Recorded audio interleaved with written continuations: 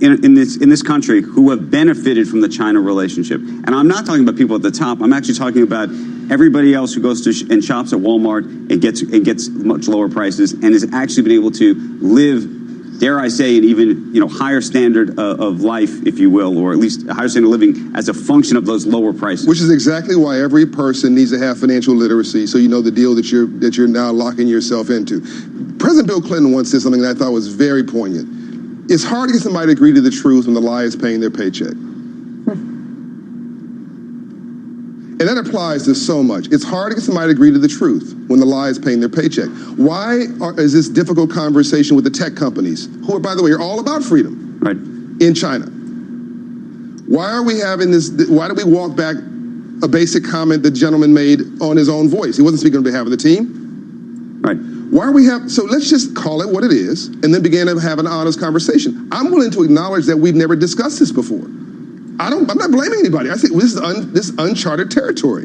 We've never talked about giving up capitalism in total. And by the way, maybe this is a constructive way of getting us to a point where we actually advance or upgrade capitalism. That works in so many areas, though, John. And when people are for self-interest. Now, enlightened self-interest is something that probably, in the end, benefits a lot of people. Absolutely. But you could say about why do we have trouble with teachers' unions? Are they ever going to face the truth on what we need to do with our education system? Joe, this is brilliant. So let's just not talk about what we're against. Let's talk about what we're for. Here's two great examples. KKR. Yes, I said KKR. And Delta Airlines. So Pete Stavros and Henry Kravis has taken their industrials division, 900,000 employees, $200 billion in revenue. And they have incentivized their workers making $20 an hour with profit sharing. Guess what? Morale goes up, friction goes down. Delta is profit sharing. Bastion's doing the same thing. Look, we got to, when you're being run out of town, get in front of the crowd, make like a parade. We have got to find a way to let America share in the prosperity. Unions should not be at odds with companies. John Hope Bryant, appreciate it. Thank you. Straight from Compton. All right. Straight out of Compton. All right. Coming up, Treasury Secretary Stephen Mnuchin. That newsmaking interview is right after the break. Check on the futures at this hour. Where now we've pared the losses to 50 points on the Dow. We'll be right back.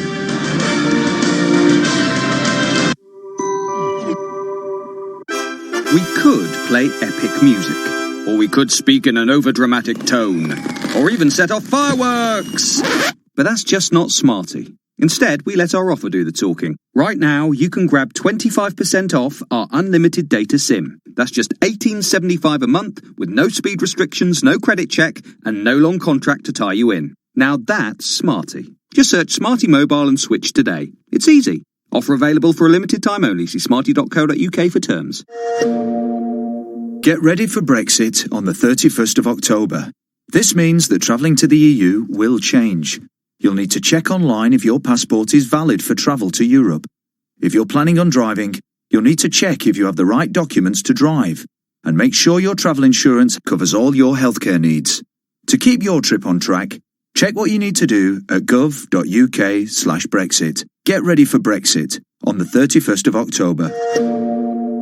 The Peugeot Professional Van range is the beating heart of businesses across the UK. Whether you're on the road with only your DAB radio for company or navigating tight spots with rear parking sensors, all Peugeot Professional Vans give your business that edge. Visit your local Peugeot dealership during our October van event from the 10th to the 31st of October and drive away with an exclusive finance offer. Master the impossible. Peugeot Motor Company PLC is acting as a credit broker, not a lender. Finance subject to status. Terms and conditions apply. Business users and over 18s only. Guarantee may be required. PSA Finance UK Limited. Carl's All Change Casserole. So, Chloe walks in from school. Tears all over her face. Daddy, she says, I don't want to eat animals anymore. I blooming love my meat. But not as much as I love my little girl. That's why we've made some changes to our old favourite, sausage casserole. Now with meat-free Cumberlands, but still with my magic touch. A dollop of mango chutney. Just as tasty as it used to be. Better, actually. Make your own with the new Tesco Plant Chef range. Food Love Stories. Brought to you by Tesco. Otto Sergey now checks for better energy deals so you don't have to. Meaning we can all sit back and relax. Can't we, Sergey? Sergey? Hey? What? Tell the people that we can sit back and relax. Oh, we can sit back and relax. Oh, Don't waste energy worrying about energy. Automate it with Auto Sergey. Compare the market. Keep life simple. Customer preferences determine alerts based on tariff type, payment type, supplier rating, and minimum annual saving of £50. Hey NFL fans, can't watch the game? Can't be there? No biggie. With your TuneIn Premium membership, you have unlimited access to every team and every game in the league. Listen live as it happens or on demand. Anytime, anywhere. All season long. Search NFL today. Breaking news, more headlines about U.S.-China trade talks keeping the markets on edge. Treasury Secretary Steven Mnuchin joins us first on CNBC. Boeing's executive decision, the company stripping the chairman title from CEO Dennis Muhlenberg, what this management move could mean for the 737 MAX crisis and the future of the aerospace giant. The candidate versus the social media titan. How Senator Warren is dialing up the heat in a feud with Facebook's Mark Zuckerberg. The third hour of Squawk Box begins right now.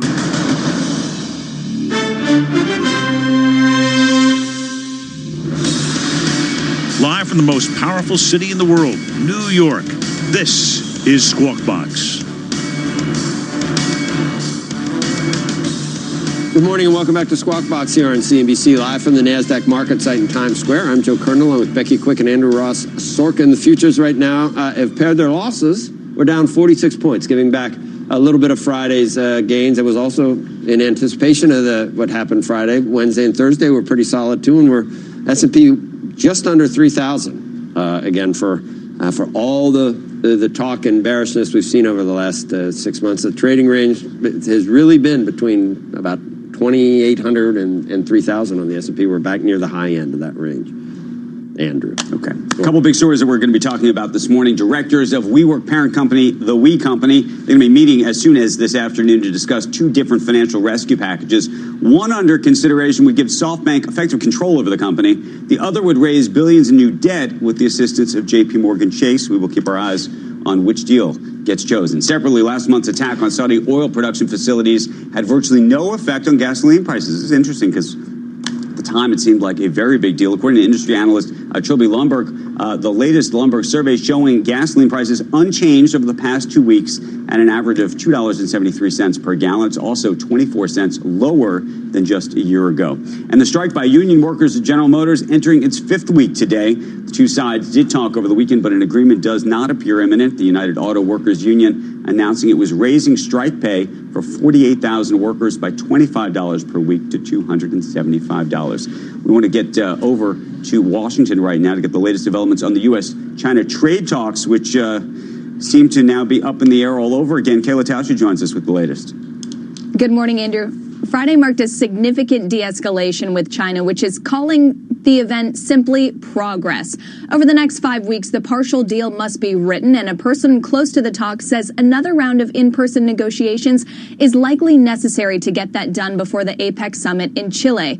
President Trump touted the deal's agricultural purchases and currency transparency. Licenses for Huawei will follow a separate track. And Treasury Secretary Steven Mnuchin has said it also includes chapters on intellectual property and enforcement that are core to this dispute. But it includes less than the administration had been hoping. China will lift operating barriers in 3 financial sectors, but that's a small portion of industry openings that the U.S. had been asking for, according to my sources. For now, tariff hikes this week are off, and negotiators are suggesting they'll work to avert a scheduled tariff round on December 15th. China reportedly wants that called off before signing. Ambassador Robert Lighthizer on Friday said there's plenty of time to make that decision, but as we know, guys, a lot can happen in 5 weeks. Andrew? Okay. Kayla, thank you for that report. For more on the trade talks, let's bring in our newsmaker of the morning, Treasury Secretary Steven Mnuchin. Mr. Secretary, thank you for being here today. Good morning. It's good to be here with you. Can you fill us in on what you think about all these news reports that we're hearing at this point? A lot of headlines that are out there today suggesting that the deal we thought we had is still a long way from being finalized before we can even call this the first phase of the deal. What do you think? Well, I wouldn't pay too much attention to all the daily headlines that speculate things one way or another. What I will tell you is we made substantial progress last week in the negotiations. We have a fundamental agreement. It is subject to documentation, and there's a lot of work to be done on that front. But it includes intellectual property rights. It includes financial services. It includes currency and foreign exchange. And it also includes very significant structural issues in agriculture. on top of significant purchases. So I would describe phase one as quite substantial. And as the president has said, as soon as we get phase one complete, we'll move to phase two. The one substantial thing that we've seen, the concrete thing that we've seen, is that the additional tariffs that were due to be imposed on October 15th have been put off by our side. Is there anything that you can concretely say that this is also going to be done by the Chinese as a result of this, or does everything still need to be finalized on paper? No, China has agreed on agriculture that they're going to take off tariffs on agriculture and they're going to start purchasing agriculture. And they had been in the market, but they'll be stepping that up. But we'll be working very closely with them over the next few weeks to try to get this agreement to a signing in Chile. One of the things I'd read over the weekend in terms of those agricultural purchases is that the Chinese side already seems to be laying some conditions to that, saying that any purchases would have to align with the need of Chinese companies or state-owned businesses, that they didn't think it would be fair to be asked to divert purchases from other countries like Brazil in order to make these purchases. And this is rich. They also think that it should be up to WTO standards to not affect or influence any of those markets. Was that your understanding in terms of what they'd be doing from an agricultural buy point?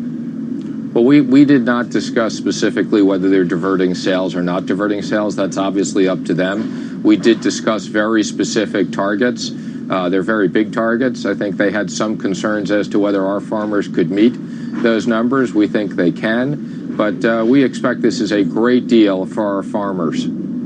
I'm guessing you mean the $50 billion that they had agreed to, at least that's our understanding of it. Was that an up to $50 billion? Like when a company says it's going to buy up to $5 billion in stock, back in stock, or is that your idea that these targets would be targets that they would hit?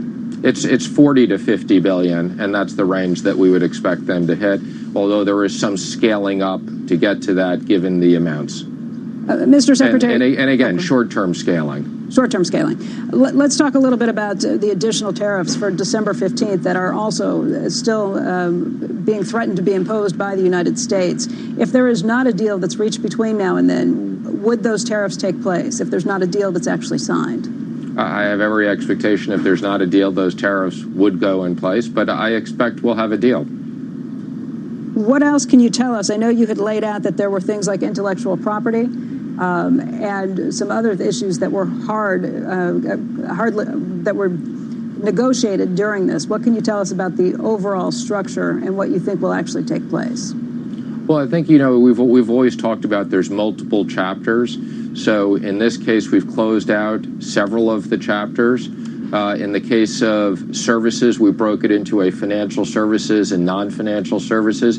The financial services will close out this time. The rest of the services we'll deal with in phase two.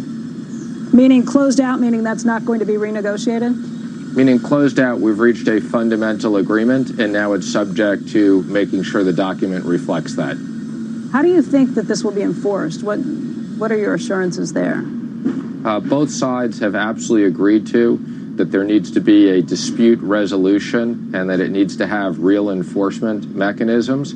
It's something we've talked about extensively, and I expect that the agreement we signed does have a dispute and enforcement provision. My understanding of those enforcement provisions in the past and the real sticking points came that the United States wanted to be able to basically unilaterally decide whether China was agreeing with this. China wanted to make sure they had a seat at the table too. What's your understanding now of what that enforcement mechanism would look like?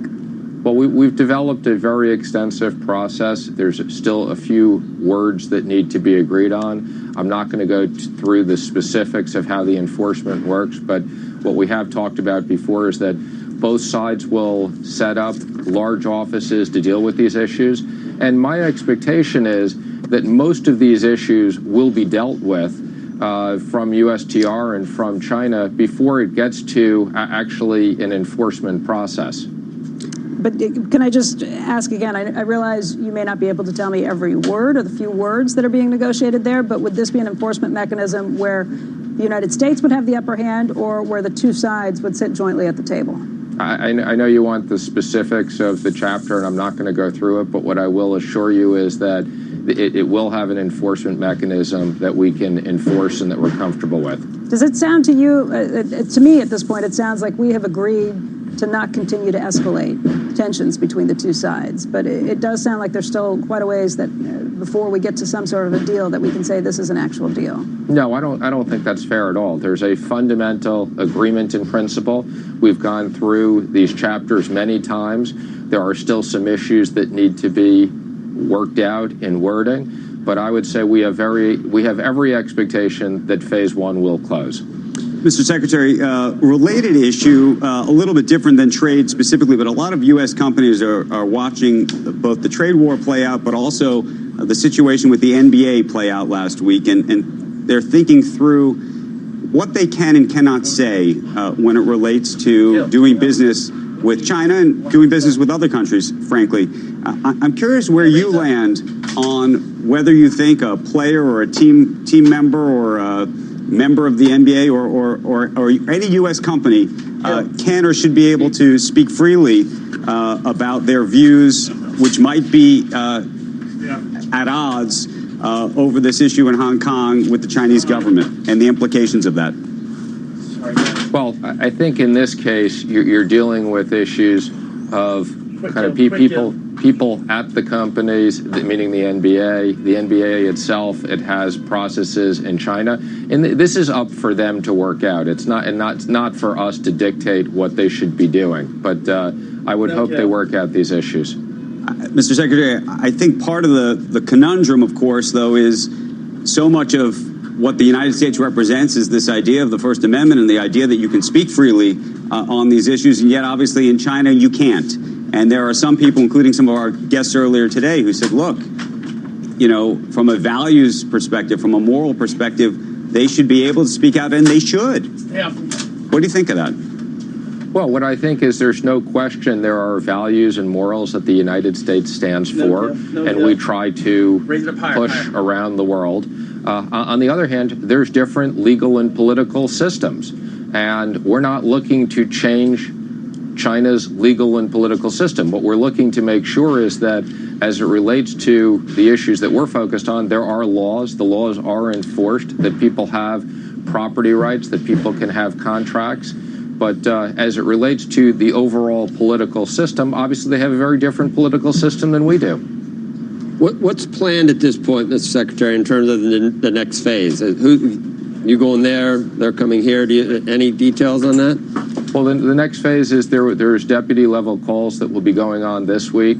Ambassador Lighthizer and myself will have a principal-level call next week with the Vice Premier. My expectation is we'll have the deputies meet between now and Chile, and my expectations are that we'll be meeting with the Vice Premier in Chile before the presidents meet to finish the deal. Mr. Secretary, want to pivot to just two other quick topics before we let you go, because we've talked a lot with you historically about Bitcoin and Libra. A number of the Libra associations or associate companies have dropped out, including Visa, MasterCard, and Stripe, in large part because Sherrod Brown and Brian Schultz and some other congresspeople and policymakers wrote them letters saying, if you don't drop out, you're going to receive a lot more scrutiny. Do you think that's a fair approach? Some people said those letters were threatening. Well, I wouldn't give them too much credit, because at Treasury we wrote letters as well, and we've been very clear. I've met with the representatives of Libra multiple times. I think you know that we oversee FinCEN, and we've been very clear with them, and you can call that threatening, that if they don't meet the standards of our money laundering standards and the standards that we have at FinCEN, that we would take enforcement actions against them. And I think they realized that they're not ready, they're not up to par, and I assume some of the partners got concerned and dropped out until they meet those standards. Also, Mr. Secretary, can we ask you about Turkey and the threatened sanctions there? Where does that stand right now?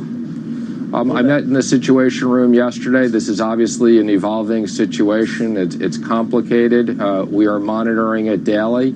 We'll be having another meeting in the Situation Room this morning with the National Security Team. We'll be updating the president later today, and we'll be presenting different options. As I've said, the sanctions are ready when the president wants to move forward on them. At this point, does it look like Turkey has gone well beyond what they had told us they'd be doing? Well, I'm not going to comment on those discussions, but I would say it is a complicated situation. On the one hand, we have Turkey, who is a full member of NATO and an ally with us, fighting the Kurds who have helped us on ISIS. And obviously, we are very concerned about the humanitarian issues, and we're monitoring it very carefully.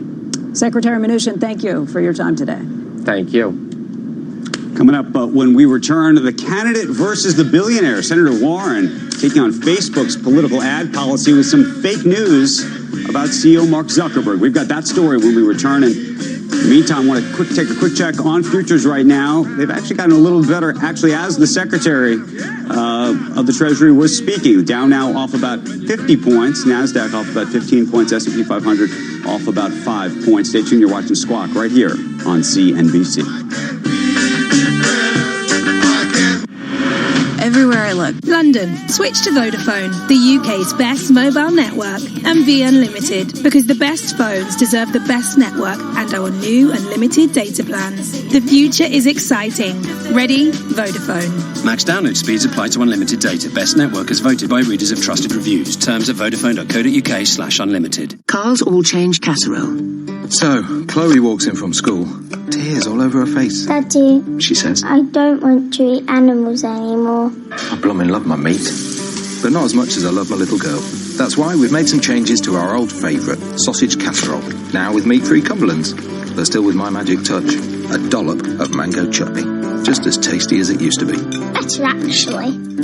Make your own with the new Tesco Plant Chef range, Food Love Stories, brought to you by Tesco. You're 169 in the queue. I proposed on the 169. She got offered the next stop.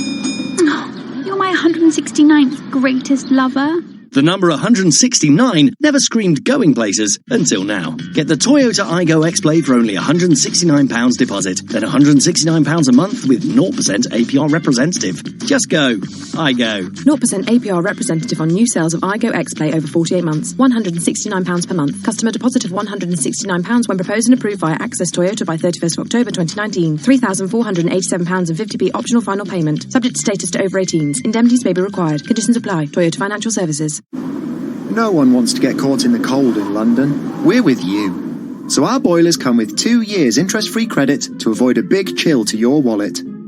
You'll get a 5-year British Gas warranty. And now we can even quote by video call after work or weekends at a time that suits you. Get a quote by the 30th of November and get £150 off a new boiler or £450 off for existing home care customers. Search British Gas New Boiler. Conditions apply. Here's a swing and a drive deep to right field. Looking up. Goodbye, baseball. Between game-winning shots and walk-off homers, follow TuneIn on social media to discover the latest and greatest in live sports. With the 24th pick in the 2019 NFL Draft. From live reminders that the biggest MLB games are on the air, to recommendations of the best new sports talk shows and podcasts. He's going to be fine. He's going to be good right away in 3 years. Follow at TuneIn on Facebook, Twitter, and Instagram to get the most out of TuneIn. ESPN Radio and TuneIn just go hand in hand. Hi, this is Mel Kiper Jr. reminding you that all of your favorite ESPN Radio shows and events are right here on TuneIn. Just search ESPN Radio to begin enjoying it today. Welcome back to Squawk Box. Futures right now down 53. As you can see on the Dow, the NASDAQ indicated down 15, S&P down 5 and 5.5 points or so. All right, Senator Warren using Facebook and her feud with Mark Zuckerberg. Elon Mui joins us right now. She's got the full story on that. Elon, good morning. Good morning, Becky. Well, Elizabeth Warren and Mark Zuckerberg are at it again, and this time it's over the way that Facebook handles political ads. Warren took aim at the company over the weekend. There was this tweet accusing Facebook of throwing its hands up on misinformation and political discourse and saying that when profit comes up against protecting democracy, Facebook chooses profit. Now, Warren also started a petition calling on her supporters to hold Zuckerberg accountable. And she ran an ad on Facebook that claims Zuckerberg endorsed President Trump for re-election. Now, that is obviously untrue, but her campaign said the point was to test the limits of what Facebook would let stand on its platform. And the company recently said that it will not fact-check content or advertising from politicians. And that decision has turned into a flashpoint after Joe Biden asked Facebook, along with YouTube and Twitter, to take down a Trump campaign ad that was attacking his son. Now, none of the companies did it, but Warren has taken Facebook to task in particular on this, and the fight has turned personal. In a statement, Facebook said that it believes political speech should be protected and that if Senator Warren wants to say things she knows to be untrue, they believe Facebook should not be in the position of censoring that speech. Guys, between the debates tomorrow night and Zuckerberg's multiple appearances in D.C. over the next 2 weeks, I bet we're going to hear a lot more about this issue coming up. Okay. Elon, thank you for that. For more on that story and some other recent tech news, want to get to John Stern, who's here this morning, personal tech columnist at the Wall Street Journal and, of course, the CNBC contributor.